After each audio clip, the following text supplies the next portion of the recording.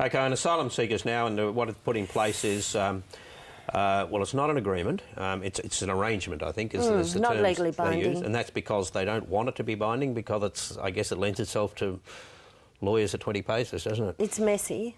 I mean, the fact that it is not legally binding, and that it's not even a memorandum of understanding. It's just a sort of, it's a statement of good intentions. It's a statement of good intentions and an aspirational, if you like, arrangement between two countries. And there's still a lot of questions around this, and whether or not it's. I mean, what happens if the boats can still continue to come and those numbers are exceeded? Oh, sure, then the whole thing is... I look at it the other way around. I think it's appalling policy, absolutely appalling policy, but the only good thing about it is that it actually might just work. And if it does work, some of the pain they might think will have been worthwhile, but if they go down this path and it doesn't work, well, then it's just a terrible scenario. Chris Bowen's the Immigration Minister, is already talking about possible extensions to the policy. Yeah. Now, what does that mean? Does that mean that if the 800 are exceeded, we do another 4,000 swap with Malaysia? I mean, where does this end? And the other question that arises, and I think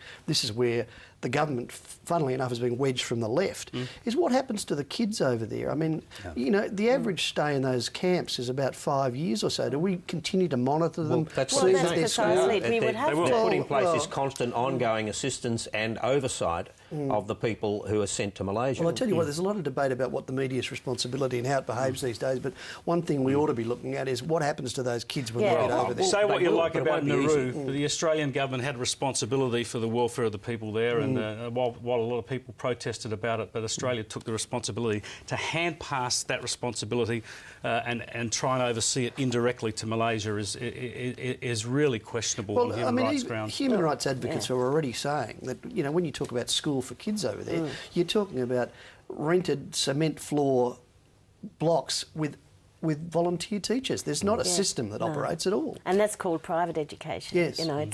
It's very messy on so many grounds, legal, human rights, and just as us as a nation and our responsibilities and the way we're seen internationally for such a very, very small problem that we would create such an expensive, messy response to it defies belief.